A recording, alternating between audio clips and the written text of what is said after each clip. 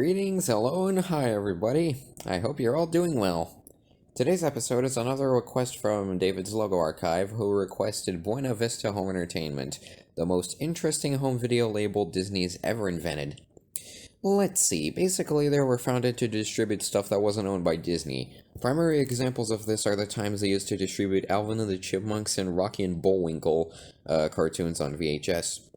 They also were the ones behind the Jim Henson video label, which for some time distributed many Jim Henson titles, including The Dark Crystal, after Playhouse Video ceased to exist. I'm a huge Jim Henson fan, by the way. They continued on with this business model, except for a few countries where they actually distributed full-on Disney stuff, until the mid-2000s, when Disney went through the whole restructuring, which resulted in the downfall of the Buena Vista name, including in home entertainment. However, that didn't really mean the end of Buena Vista Home Entertainment, as they still exist today as more of an in-name only division, appearing in copyright listings for Marvel, Lucasfilm, and 20th Century releases. They also still distribute movies from Buena Vista International on DVD, although that is much less common, especially after Disney stopped releasing DVDs in Brazil with Disney Plus doing the home media job for them. No, seriously, that happened. Anyways, they have quite the list of interesting logos, so I'm looking forward to covering them. Thanks again for the request, David. Our first logo is more of a placeholder, coming out the year the company was founded, in 1984.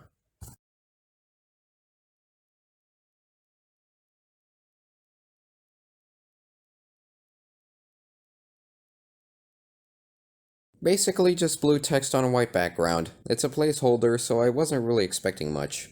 Anyways, onto our next logo, which came out in 1988 and was more commonly used on international releases, though it did manage to be included in a few US ones here and there.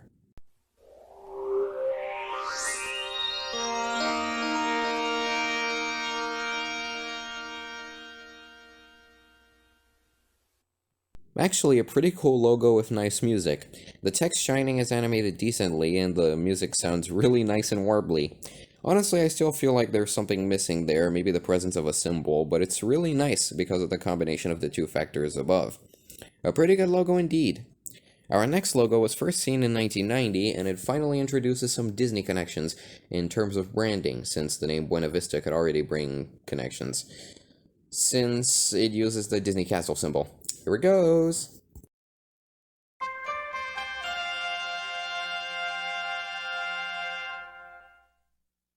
I kind of feel like the presence of the castle is what really makes this one stick out in my opinion. It definitely adds a lot of presence. I don't really know what it is. Either way, it still has nice animation, and while I kind of miss the warbly feel of the last logo's music, this one actually feels kind of magical. It's a pleasing logo to look at and listen to, so that's fine by me. This one actually has a variant used on their previously mentioned cartoon releases, although it still appeared in a live-action Barbie tape somehow.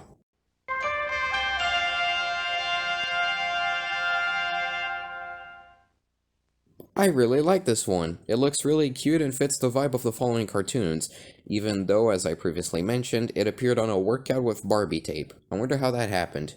Let's move on to our next one, which was randomly used throughout 1998 and 2005, mainly on DVDs.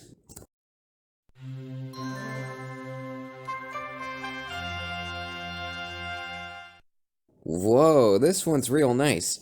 I really like the overall vibe of this logo, with the background and the animation of the text zooming out, plus the music from the previous logo, albeit slightly extended. And also abridged at the same time. It also creates a nice feeling throughout, and I really like that. Pretty simple, but pretty effective.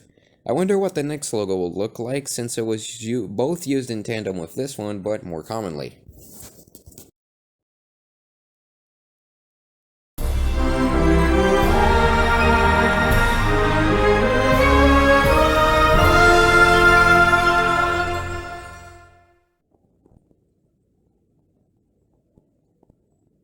Oh my god. Can we play that again so I'm sure that I actually saw that?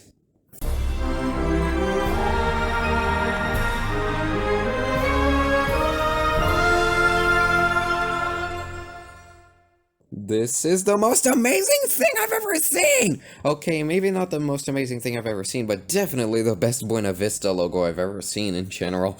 Not only by home entertainment standards. This would actually fit really well for a theatrical logo now that I think about it. How cool would that be? Anyways, coming back to this logo, first of all, the animation. The camera zooming out of the castle in a glowing blue like that just creates the most magical experience you could get out of a logo like this. The text zooming out in the arch appearing are really cool. Okay, so animation's great, but what about the music? Well, what else can I say about...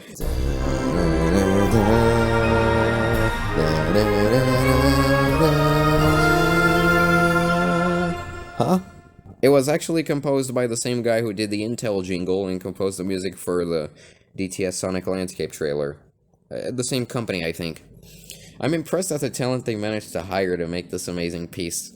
Honestly, the combination of great animation and magnificent music makes this the best logo on this episode. Not even a contest. Yeah, it's that good.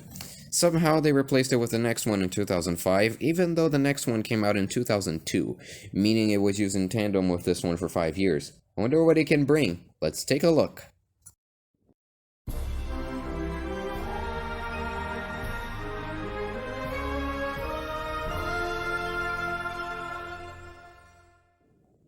Honestly, even though this is not as good as the previous logo, it does come close to it. I really like the shine in the text and the fact it zooms out over the screen. It gives off a good sense of grandiose, leveraged by the fact that the exact same music from the last logo is brought back. All in all, while not as good as the last logo, it's still a pretty great one. This logo actually has a high-definition variant, since Buena Vista managed to release a few Blu-rays before closing.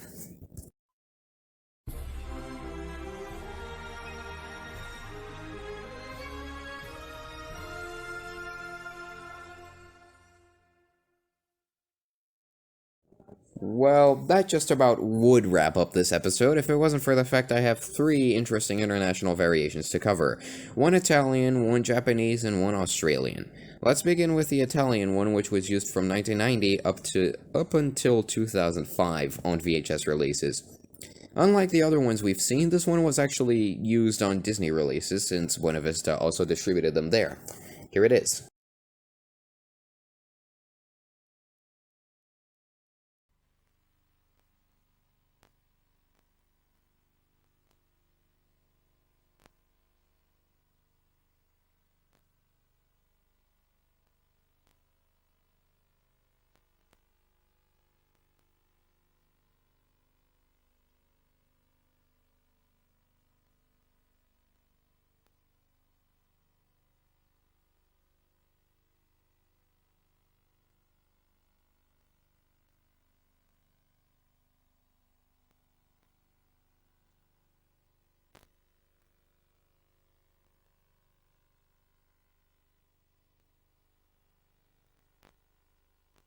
This is definitely one of the most interesting, unique international logos I've ever seen.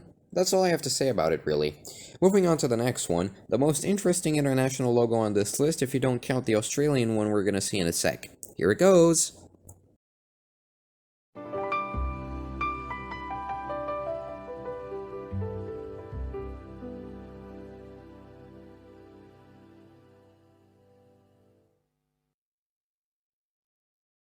Definitely the international logo with the best animation out of all of them. It also has the most relaxing music of any logo in this episode, and I actually love that. It's so cute. I really like this one, and I'd say it's the best BVHE logo internationally. Finally, here's the Australian one, which was actually spotted in a 2012 DVD release, believe it or not.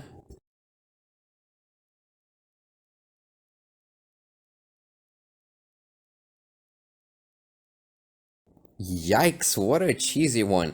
This one is real cheesy, but still an interesting find. I'd say the most interesting one, but the Japanese one is still the most well-made one internationally made. Buena Vista Home Entertainment logo. Now, that just about wraps up this episode. I hope you liked it. This is your boy Danny signing off, wishing you an excellent new year full of great things that await us. Bye!